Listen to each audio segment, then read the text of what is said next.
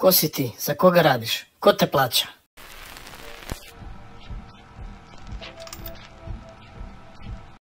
Sad ja stigao na tu pumpu, ne znam, neko me dovezao. Kažu meni, ne možeš da stopiraš nigde, moraš samo na pumpi, ne smiješ na otvorenom autoputu. Stojim na izlazi s pumpe, kad izlazi neki auto, ja stopiram, oni kažu ulazi, 7 krećemo, ko je? Neki Nemci. U redu, šta da radim? Sjećaš da sam ti to pričao? Pa da, vozi ko sumano, tova se smeje, mi nešto tu pričamo na engleskom. Kad će oni meni posle ne znam koliko kilometara vozi, nije normalan čovjek, ko da beži bre od nekoga. Kada kaže, po prvi put vozi sad po levoj strani. Ja kad sam skočio sa zadnjih sedišta, uhvatio se za prednje 2 sedišta, gledam ovako, uzobi volan nekako, mu kažem kočija, sramota me. Oni se kikuću, smeju se. Tako ne znam ja ni gde će oni mene dostave, ni gde oni idu, nemam pojma šta se dešava, Radenko moj, ej. Dok si ti mirno spavao kući, jel de? Joj, izvinjavam se. Dobroveče, dobri moji, ja i Radenko smo se malo zaneli u priči. Radenko, što nisi rekao da si ključio, čovječe? Vidiš, tako ti je to kad imaš pouzdanog saradnika. Dobro. Dobroveče, dobrodošli u 4. izdanje emisije Pitali ste, gledajte. Nadam se da će vam se dopasti ova epizoda koju snimamo u ovom horizontalnom položaju. Neki su u poluhorizontalnom položaju ovde. Da, brad, jeste, pa to pričat ću ti kasnije šta je bilo, sad čekaj sad. Da, nađi tamo ono. Idi uzmi, pojedi onu supu da se ne ohladi. Kao prvo želim da se zahvalim na velikom broju pitanja, jako je dosta pitanja stiglo iz različitih delova Evrope, sad već mogu da kažem. Naravno, najviše sa prostora bivše Jugoslavije i odavde iz Beča. Pozdravljam moje sugrađane, moje zemljake, mog rodnog grada Zrenjanina, koji su mi poslali ovde neka pitanja. Takođe, veliki pozdrav Hrvatskoj, veliki pozdrav gledaocu iz Tuzle. Srećan pozdrav, Tarik. Takođe, želio bih da pozdravim Mihajla iz Beča, koji već počinje da komentariše na ovim mojim videima redovno i dopada mi se te njegove konstruktivne kritike.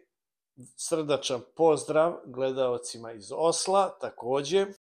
A kad već pričamo o gledaocima i o subscriberima, da kažem da, evo, samo za nekoliko dana od onog videa koji sam napravio povodom 3 miliona pregleda, 3 miliona više pregleda i preko 3.500 subscribera, sada je ta cifra već otišla na 3 miliona 300 i kusur hiljada i preko 3800 subscribera, skoro 3900 subscribera, znači za 7 dana otprilike 300.000 pregleda na YouTube kanalu Jordan Creek. Ja sam oduševljen, hvala vam puno, to je neka stopa rasta koja je vrlo neobičajena i neću se ljuti čak i ako ona pomalo i padne, jer ovo je zastrašujući dobar uspeh. Kada već pominjamo ove društvene mreže, društvene platforme, da vam kažem i da Facebook grupa Vienna Only Vienna sada ima već preko 140.000 članova i još jedan vrlo važan podatak je to da sam napravio novu Instagram stranicu koja se zove Tulipanska posla, Tulipanska _ posla, to je adresa na kojoj će biti objavljavani samo materijali i vidi fotografije, najave za deo YouTube kanala Jordan Creek, Tulipanska posla. Tamo možete naći sve, znači to je stranica koja je na južnoslovenskim jezicima posebno napravljena. Pored stranice Vienna Daily Life, na kojoj se nalazi materijal koji je pretežno vezan za Beč i dešavanje u Beču. Završit ću ovaj uvod koji je ujedno i moja reklama za moje društvene mreže i platforme koje imam i reći ću vam da sam ovih poslednjih dana objavio nekoliko zanimljivih videa na temu Beča i na temu dešavanja u Srbiji. Možete da pogledate YouTube kanalu i sada možemo polako, mirno i dostojanstveno, bez incidenata. Radenko, ustani, molim te. Jeste, ispravi se. Bravo, sediš pravo, bravo Radenko. Jel tako? Izvinjavam se. Da, jeste. I nemoj da me prekidaš jedno vreme, molim te. Počinjemo sa pitanjima onako random. Obično ovaj sportski blok ide na kraju, ali evo ja ću početi baš sa jednim pitanjem koji ima veze sa sportom. Neko mi je poslao, kaže Nikola Jokić ili Novak Đoković, ko ti je favorit? Po meni, onako, iskreno kažem, Đoković mi nije nikakav favorit, nije ništa. Nikola Jokić je to onako kao Vojvođanina, mogu da kažem do neku ruku cenim i naravno njegovo umeće sportsko, o tome nema reči, to je vrhunsko, naravno i Đokovićevo je, ali ovako, kako bih rekao, kao sportistu cenim ih obojicu, kao ljude, Đoković ne cenim uopšte nikako, nacionalista i prevrtljivac, polupismen čovek i ovog Nikolu Jokića mogu da kažem da još uvek se drži u granicama neke samokontrole ili ga neko drži po nekom kontrolom da ne pravi neke te nacionalističke ispade i slične budalaštine. Tako da mislim da i po tome kako drugi ljudi na teritoriji bivše Jugoslavije, u Hrvatskoj, Bosni i drugim državama posmatraju Nikola Jokića i kad vidim koji su to ljudi koji se dive njegovom umeću, to su sasvim neki drugi ljudi za razliku od Novaka Đokovića, jer koji vide tu neku razliku između njih dvojice, a ta razlika je ovako u nekom, kako bih rekao, ljudskom smislu prilično velika. I kad sam krenuo po regionu i bivšoj Jugoslaviji, evo, kaže, da li si skoro išao u Hrvatsku? Nisam, u Hrvatsku sam posljednji put bio pre 5 godina, nešto, išao sam nekom administracijom tamo, voleo bi da odem naravno, meni je Hrvatska uvek bilo onako cool država. Znate kako, mi Vojvođani smo nekako za tu Hrvatsku onako, nekako nam nije daleka. Pogotovo ovi krajevi ovamo, Slavonija i tamo do Zagreba. Taj deo, nekako ja to osjećam, ono viš ko je odrastao na stripovima, na Alan Fordu i na Smogovcima, seriji. Hrvatska je nešto što ne može da izađe iz nas. I meni su oni od ovih bivših jugoslovenskih republika, ne znam, nekako su mi najbliži, iskreno da vam kažem. Na kraju, još jedan da kažem, nisam skoro išao u Hrvatsku, voleo bih da odem. Nemam nikoga tamo, iskreno da vam kažem, da imam nekoga tamo, sigurno bih išao. Sad idemo, vidite, iz Hrvatske na Bliski istok, čak. Ja volim ove ljude kad postavljaju ovako pitanje. Da li migranti iz Sirije i tih zemalja prave probleme u Beču? Pa iskreno da vam kažem, nisam pročitao negde, nisam čak ni čuo da prave neke posebne probleme, veće ili manje od ostalih.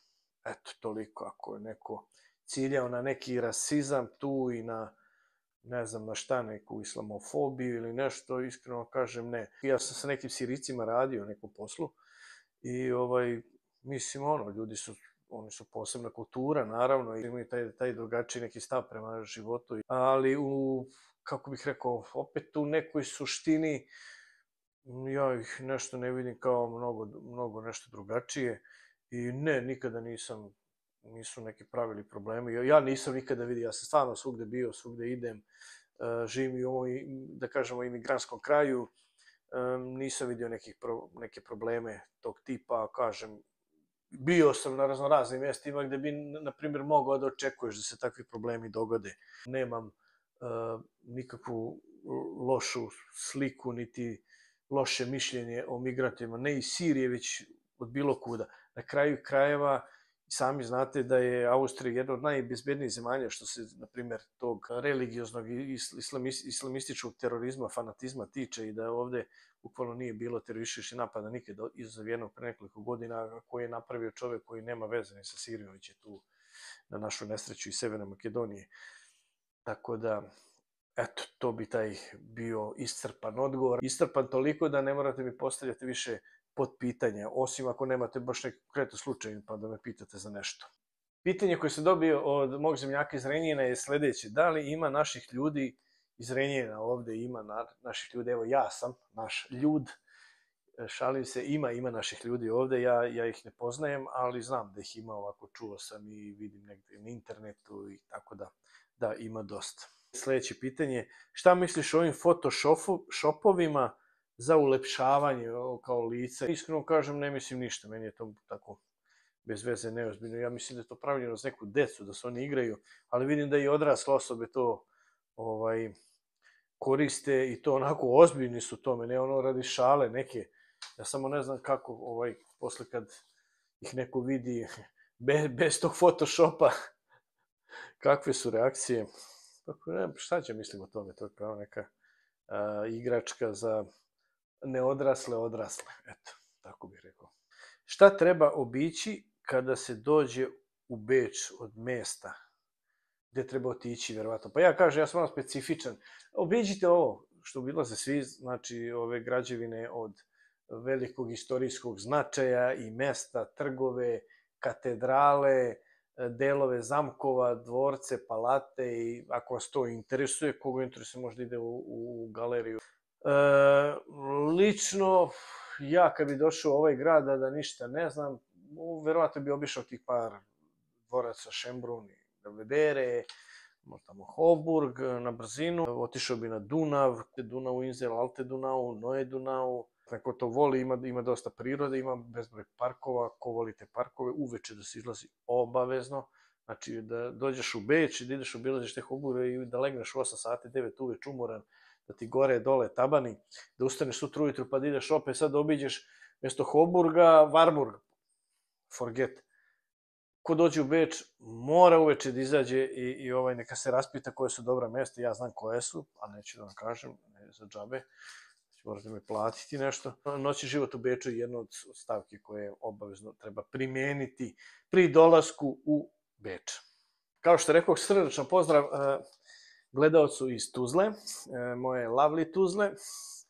Svojevremeno sam bio u Tuzli poslom, pravio sam neke izveštaje i bio sam posjeti tamo nekim poslovnim saradnicima i prijateljima. Lepo sam se proveo na jezderu Panonika, dobro sam jeo u tom restoranu na Panonici i posle još negde u gradu, ne mogu da se sjetim kako se zove, i tu imam jako lepe uspomene na grad Tuzlu, imam neke fotografije, neka privatna arhiva.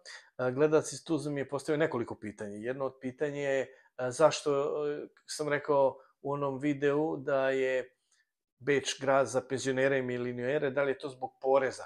Pa jeste i zbog poreza, interesantno pitanje, čovjek je pogledao malo dublje. Pitao mi zašto je loš za radnike. Preko radničkih leđa živi i ovaj penzioner i ovaj milioner, ukratko rečeno, ako ste me razumeli. A više o tome, o toj temi, možete pogledati u mom videu kakav je život u Beču.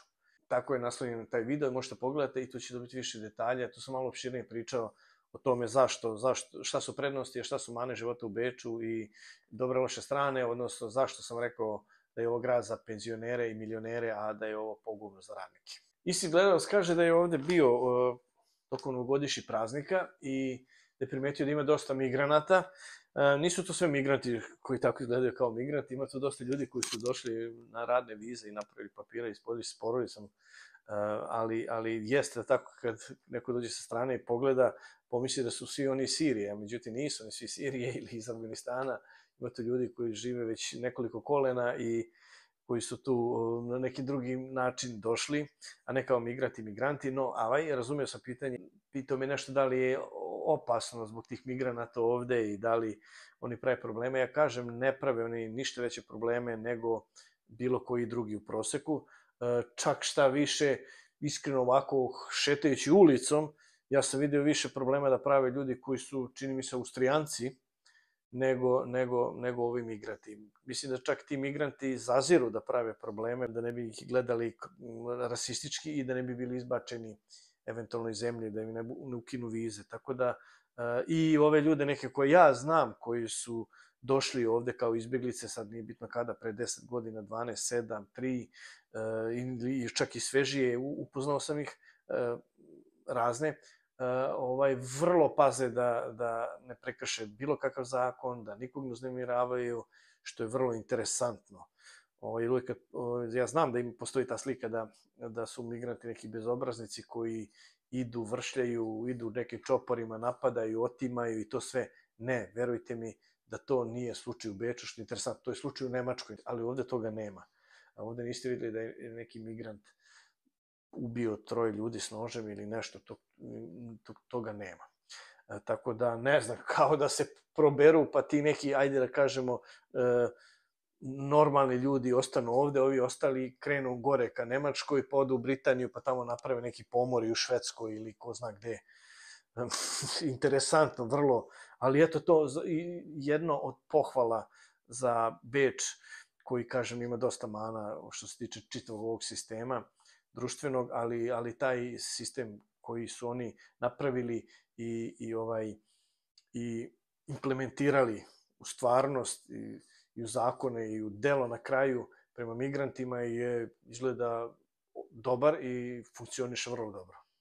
Ovaj gledalac takođe konstatuje da on ima, kaže, sasvim solidnu zaradu tamo na Balkanu, već gde je, u Tuzli, Bosni i Hercegovini, koja je dobra za te uslove tamo i kaže da primećuje da je ovde kriza i da se dešavaju raznorazne ove politički zemljotresi i turbulencije, pa je, tako je, može se reći, to je jedna konstatacija s kojom ću se ja složiti, svi vi koji gledate složit ćete se sa time, ali što ne znači da je nešto to toliko pogubno. Hvala puno na ovim pitanjima i na ovim konstatacijama i na vašem mišljenju takođe, evo, koje ja iznosim ovako umesto vas. Ja sam rekao, ne morate samo da mi postavite pitanje, možete da kažete neki vaš komentar i nešto, ja ću gledati ako ima smisla da to prenesem i ostalim gledalcima ovim putem i da se i oni uključe u polemiku i da nastavimo komentarisanje i dalje. Da se vaš glas čuje i to je jedna od poente ove moje emisija i ove moje internet vizije, ne da vi budete tu samo jedan običan subscriberi koji će da lajkuje ili pošalje komentar na koji mu niko neće odgovoriti, neće mu niko ni lajkovati i tako dalje.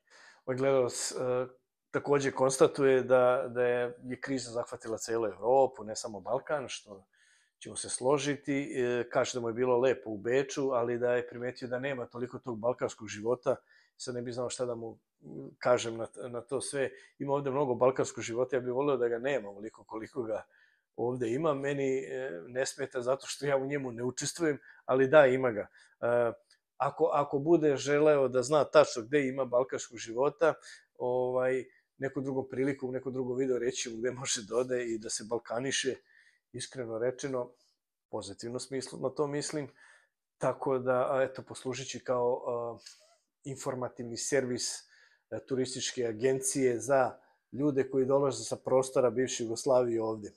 Daću vam korisne informacije, pored ovoga malo pre što sam rekao da želim da učestvujete u ovome svemu i ja želim i da vam dam dobre informacije, proverene informacije, jer ni ovo prvo, ni ovo drugo ja nisam imao prilike da imam kada sam ovde došao.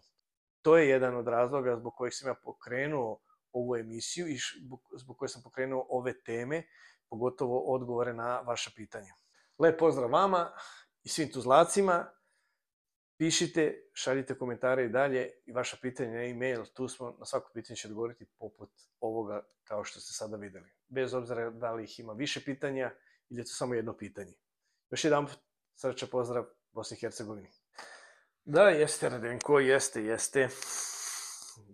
Idi mi donesi jedno. Izvinjam se, pardon.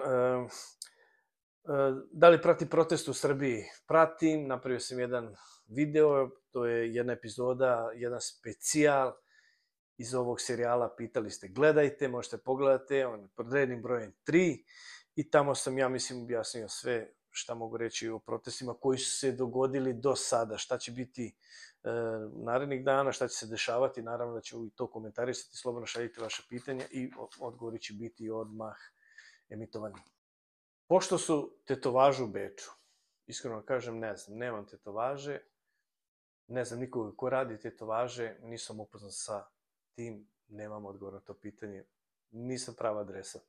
Sada je vreme za mali ekonomsko-propagandni blok, to je deo od 30 sekundi gde ja reklamiram nekog i nešto, pošto za sada ne reklamiram nikog jer me niko nije ništa platio, ja reklamiram samog sebe. I onda po onom običaju kažem, mene je obukao butik, ne znam koji je, ne znam kako se zove, ali se nalazi u Kanadi, u gradu Hamiltonu, u Stony Creeku, u tržnom centru East End. Sada, koje marke i šta je, to nek ostane tajna. Meni se dopada ova Canadian Goose. A sledeće pitanje je... Molim? Radenko ima neoborivi dokaz i činjenice kakvi su naši ljudi ovde u Beču. Radenko, jesi li siguran u to što govoriš?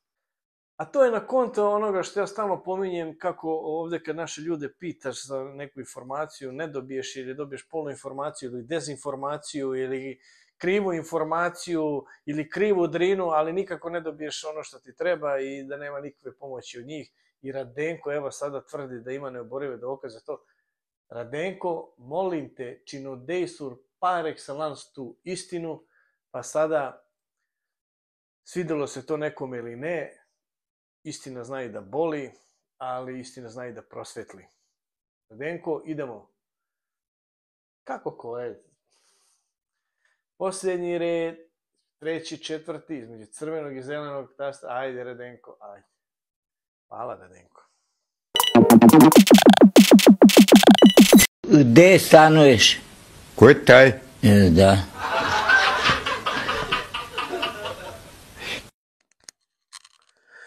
A čoveč, ovo da sam smišljao nedelju dana ne bi ovako lepo sročio nekoliko sekundi.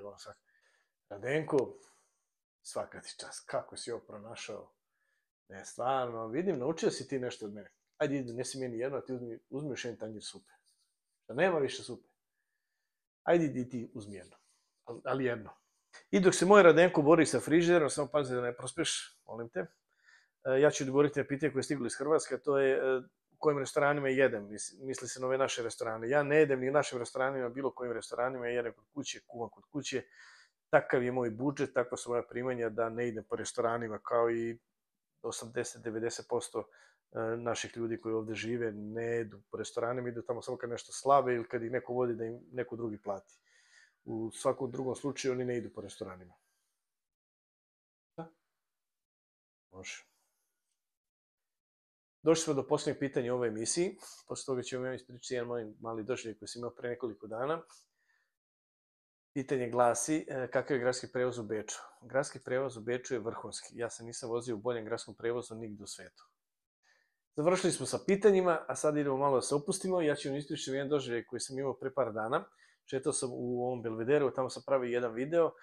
Tema je bila stanovanje u Beču, stanovi, cene, uslovi, ugovori i tako dalje, tako dalje. Taj video možete pogledati na YouTube objavljeni već.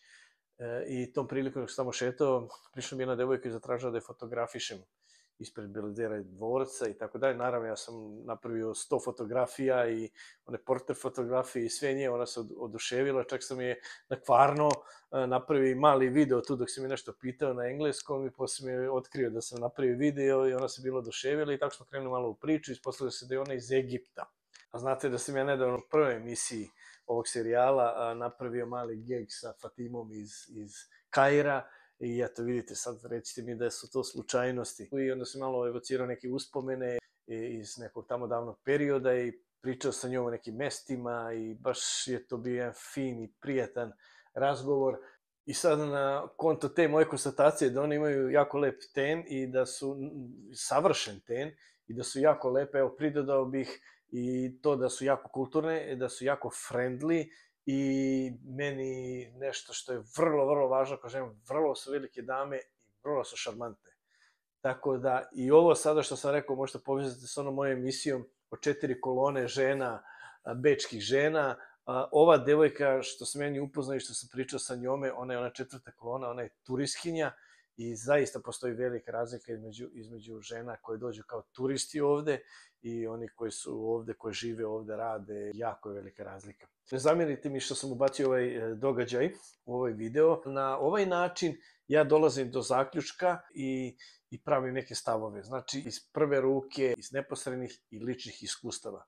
Eventualno iz iskustava nekih sebi vrlo bliskih i proverenih ljudi, čija sam ja iskustva propustio kroz nekoliko filtera i proverio da li su istinita, pa sam onda ovde izneo javno ovako i podelio sa vama. Evo, pa znaš da sam jedan put imao problem kad sam se sa onom Samantom iz Luišama slikao pored svinge. Pa čoveče, nisam mogao, koliko godina? 11 godina nisam mogao da joj objasnim da su mi bili samo drugari. Jesi vidio ti te naše slike? Svi kako mi jesmo pari, jesmo. Pa što misliš da bi ovo videla? Pa šta mi ona? Pa to ti kaže. Pa ne, kaki 11 godina, pa 22 godine ne bi mogu da joj objasnim o čemu je to reč. Još kad bi rekao kako se zove, katastrofa. Katastrofa, gore nego Nil da presuši. A šta da ti kažem? Opa, izvinjavam se. Dragi moji, ja sam se malo zaneo sa Radenkom u ovoj poluprivatnoj priči. Ovo je bila 4. epizoda serijala Pitali ste, gledajte. Hvala vam puno na vašim pitanjima. Hvala svim ljudima sa prostora bivše Jugoslavije koji su mi slali ova pitanja. Ta pitanja su mi uvek onako malo više draga nego pitanja koje stignu iz drugih delova Evrope, pa čak i draže od ovih iz Beča.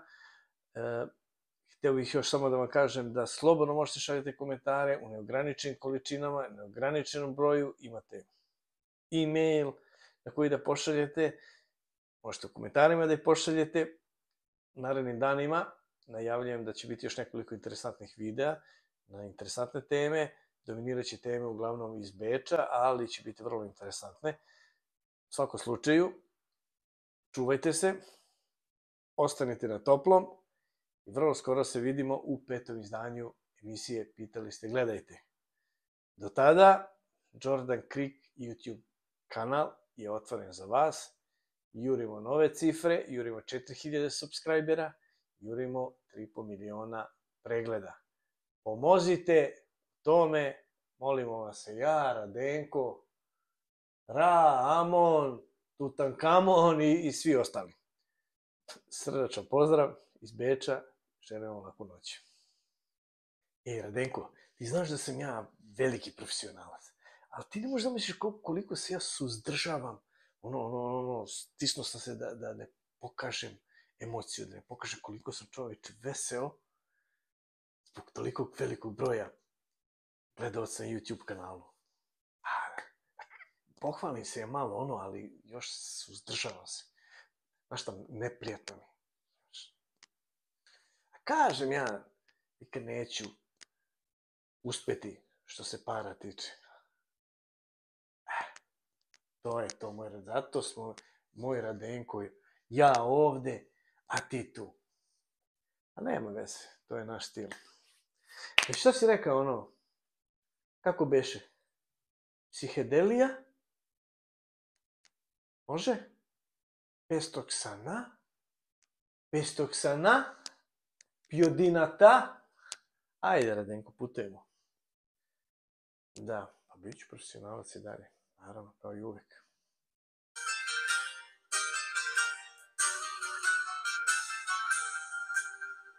Πόσες φορές μου έχεις πει πως μετανιώνεις. Πόσες φορές μου έχεις πει συγγνώμη που με ξενύχτας. Λόγια που ίσως να μου φαίνονται χαζά, όμως δεν κουράζομαι. Όμως δεν κουράζομαι. Όμως δεν κουράζομαι ποτέ. Πες το ξανά, πες το ξανά, πες το ακόμα μια φορά. Πες το ξανά, μη σταματάς, τόσο πολύ με αγαπάς. Πες το ξανά, πιο δυνατά, πες το ακόμα μια φορά. Πες το ξανά, μη σταματάς, τόσο πολύ με αγαπάς. Ko si ti? Za koga radiš? Ko te plaća?